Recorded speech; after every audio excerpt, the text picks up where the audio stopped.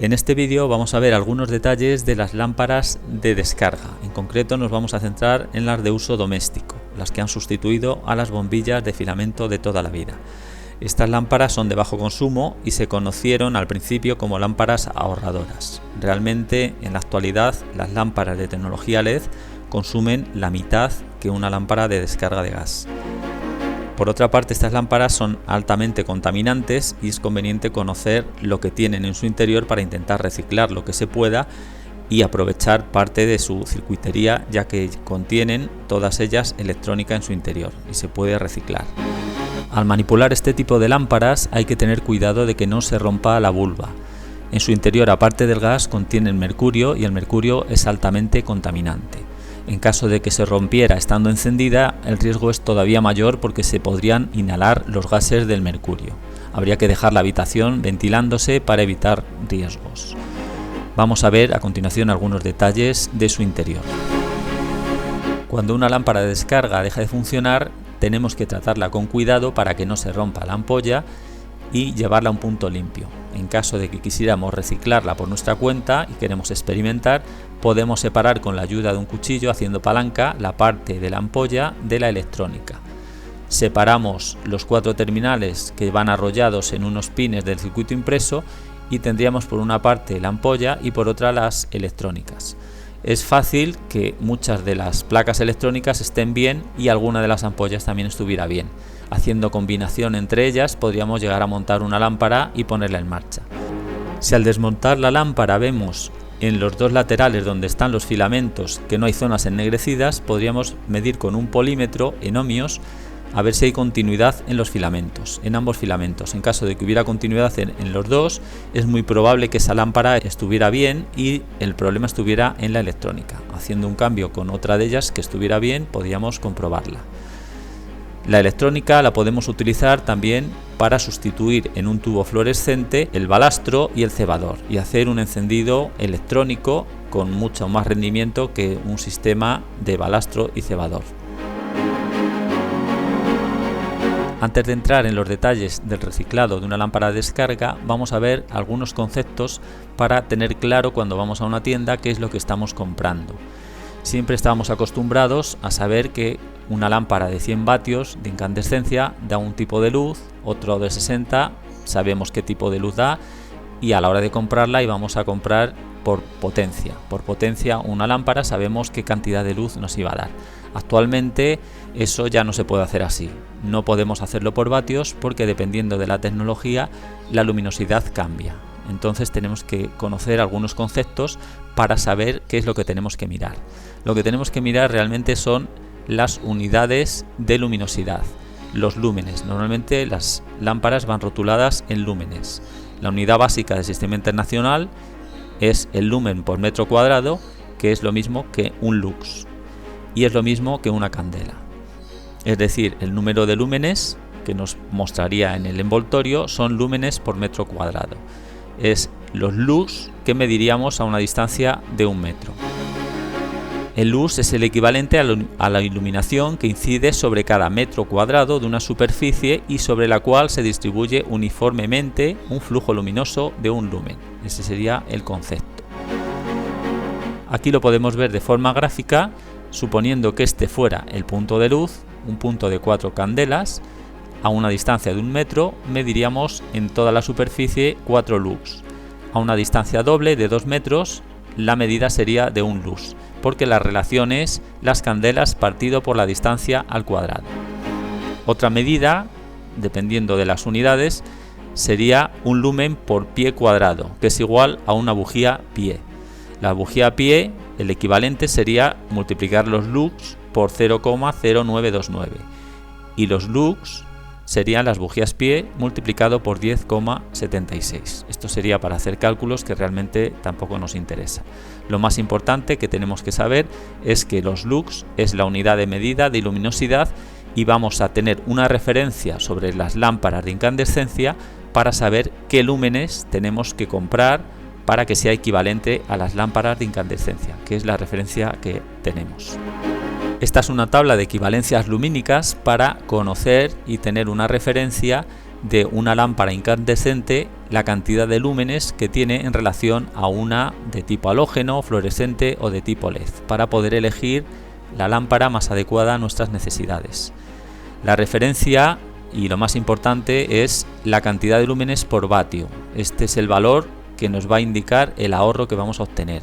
En el caso incandescente, el valor está entre 12-13 lúmenes vatio. En esta tabla está considerado 12. He intentado poner valores los más promedios y los más habituales. Las halógenas están entre 15 y 18 lúmenes por vatio. En la tabla está puesto como si fuera 18. Las fluorescentes están entre 40 y 50 lúmenes vatio, y las de LED entre 70 y 90, dependiendo del fabricante y la tecnología. Bueno, pues actualmente están entre 70 y 90, aquí en la tabla he puesto 80. Como vemos, el rendimiento en LED es muchísimo más óptimo que cualquiera de ellas. Es casi el doble que una de tecnología fluorescente de descarga. Bueno, pues el valor de una lámpara de incandescencia de 25 vatios sería 300 lúmenes. La de 40 sería 480, la de 60 sería 720, la 75 900, la de 100 sería 1200, 110 1320 y 150 1800. Este es el valor que nos tenemos que fijar para saber qué lámpara tenemos que comprar. Si queremos sustituir una lámpara de incandescencia de 100 vatios y conseguir la misma intensidad lumínica, deberíamos de elegir una de 66 vatios halógena, o una de 26 fluorescente, o una de 15 vatios de tecnología LED. Con esto obtendríamos un valor lumínico equivalente. Hay que tener en cuenta que esta tabla no es una referencia única, porque cada fabricante tiene su propia referencia. Es una tabla promedio, y estos valores, pues en las cajas de cada fabricante no pondrá a lo mejor exactamente el mismo valor lumínico, pondrá un número parecido. Con este valor deberemos de más o menos saber a qué valor de potencia en vatios de una lámpara incandescente es, para tener una referencia de las lámparas, ya sea halógena, de descarga fluorescente o LED, que debemos elegir. Dependiendo de la tecnología, pues en el caso de LED sobre todo, que cambia mucho, a lo mejor una de 15 vatios de LED podría ser equivalente a una de 1320, dar un salto mayor porque la tecnología de este fabricante fuera mejor. Bueno, con esto habríamos obtenido un valor muy importante, que es la equivalencia lumínica, pero nos encontramos con otro detalle que tenemos que conocer. En el caso de las lámparas halógenas, fluorescentes o de LED, debemos de conocer también la temperatura de color. Las incandescentes eran siempre cálidas, pero las de, sobre todo fluorescente o LED, las temperaturas de color pueden cambiar. Es otro concepto que vamos a ver a continuación. La temperatura del color nos va a definir el matiz de la luz que nos va a dar esa lámpara, si es más amarillenta o más azulada. Antiguamente en las de incandescencia este valor no era importante, porque sabíamos que siempre iba a ir desde un tono anaranjado rojizo en las de menos potencia hasta amarillento en las de más potencia. Nunca llegaba a los tonos azulados. Actualmente con las de tecnología de descarga o las de tipo LED pueden ser de cualquier color. Por ese motivo el fabricante nos indica en la caja el valor referenciado a la temperatura en grados Kelvin. La temperatura en grados Kelvin es una referencia que se hizo con respecto al color que emitiría una barra de hierro dulce al calentarla a una determinada temperatura, es decir, cuando está entrando casi en fusión. Cuando se calienta estaría al rojo vivo, pasaría al tono amarillento, blanquecino y llegando a tonos azulados. Bueno, pues esa temperatura en grados Kelvin sería el equivalente a la temperatura en grados centígrados más 273, y es el valor que nos va a aparecer en las cajas de las lámparas.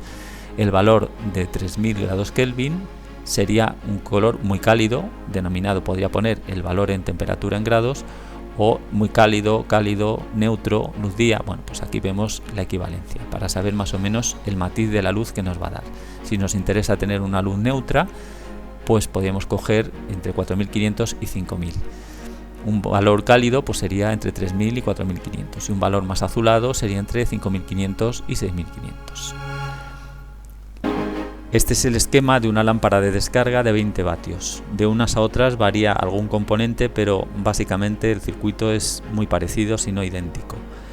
La entrada es común en todos, que llevan 4 diodos o un puente de diodos, y suelen llevar o una resistencia limitadora o un fusible, o ambas cosas.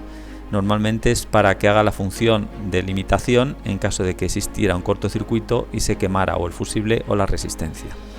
llevan un condensador electrolítico de 4,7 o 3,3 microfaradios, dependiendo del modelo, siempre de 400 voltios, en el cual hay unos 300 voltios de continua. Esta es la tensión con la que se alimenta el circuito, que son 2 transistores y un transformador, que están oscilando a una frecuencia alrededor de 48 kilociclos. Con esto consiguen a la salida una señal alterna de unos 350 voltios necesarios para encender la lámpara de gas. Las lámparas llevan 2 filamentos que están alimentados en serie y con un condensador de menos capacidad para limitar la corriente que pasa por ellos. Normalmente algunas llevan también en serie con este condensador una resistencia PTC, con el fin de disminuir la corriente de los filamentos una vez que se ha encendido la lámpara. Es importante destacar que estas fuentes no llevan aislamiento entre la entrada y la salida, no hay aislamiento entre la tensión de 220 y la salida como llevaría una fuente conmutada.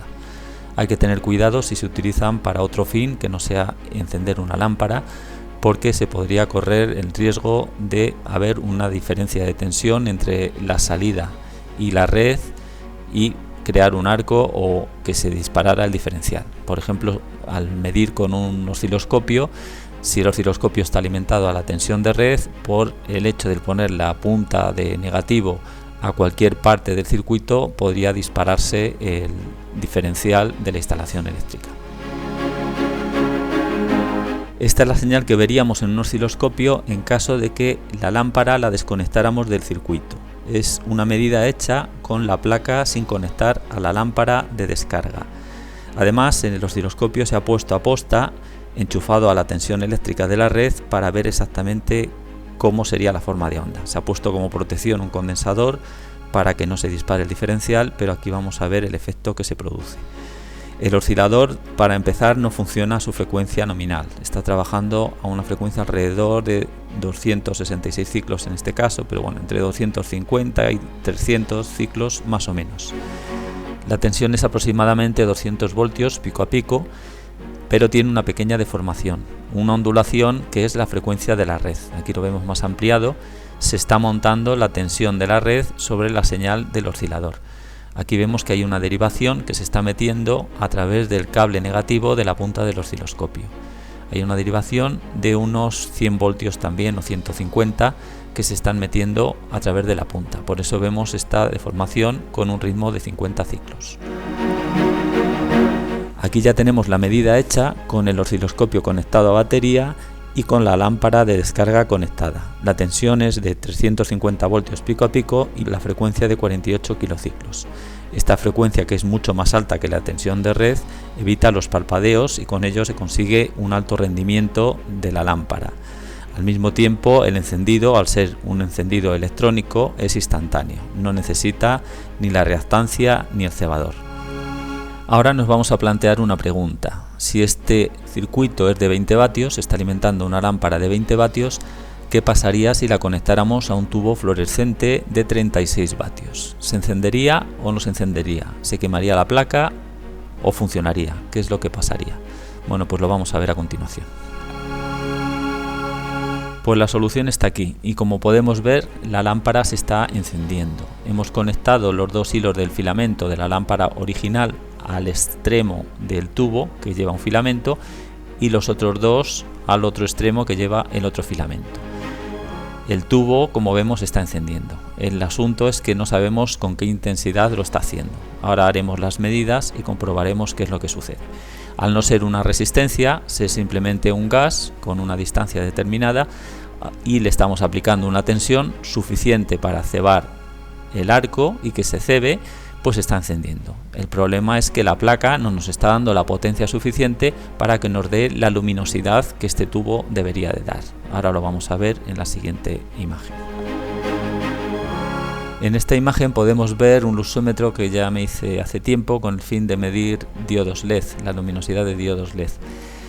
Es un sensor de precisión, aunque la medida que se está haciendo aquí no es muy precisa porque no se está haciendo en las condiciones que se debería hacer. Se está aproximando al fleje para tener la medida exacta, es una medida comparativa la que se va a hacer y está el tubo instalado en su sitio original, que es con su cebador y su reactancia. para ver la medida que tiene en condiciones normales. El tubo es el mismo que se va a hacer en la siguiente medida. Como vemos, es un valor de referencia lo que vamos a obtener. Aquí tenemos el valor máximo de la medida, es 4.734 lux, y el mínimo es 4.612. La medida instantánea 4.690.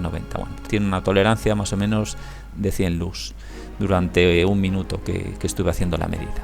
Ahora vamos a ver qué medida nos está dando si ponemos la placa electrónica de una lámpara reciclada de 20 vatios. Este tubo hay que tener en cuenta que es de 36, es un tubo de los largos.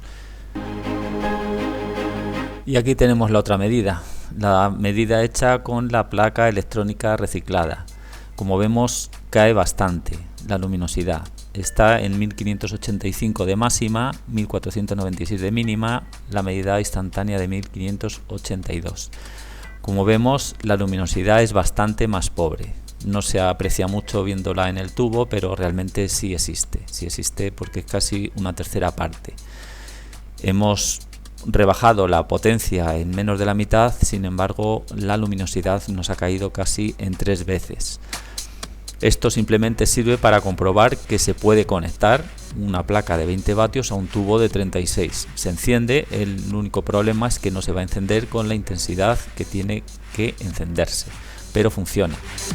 Esta placa sería adecuada para un tubo de 18 vatios, que es el tamaño estándar del tubo, que es un poquito más corto. Como comparativa, aquí tenemos la luminosidad que nos está dando un tubo de 8 vatios, alimentado adecuadamente.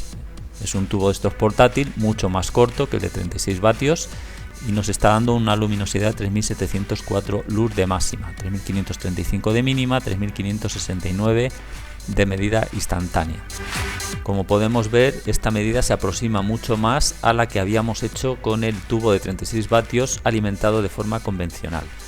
La medida es casi la misma porque estamos aproximando el sensor a una distancia casi idéntica, y la iluminación que tenemos en cada punto es en el punto, no estamos haciendo una medida real a 1 metro, es prácticamente la misma porque está alimentado el gas con la misma intensidad.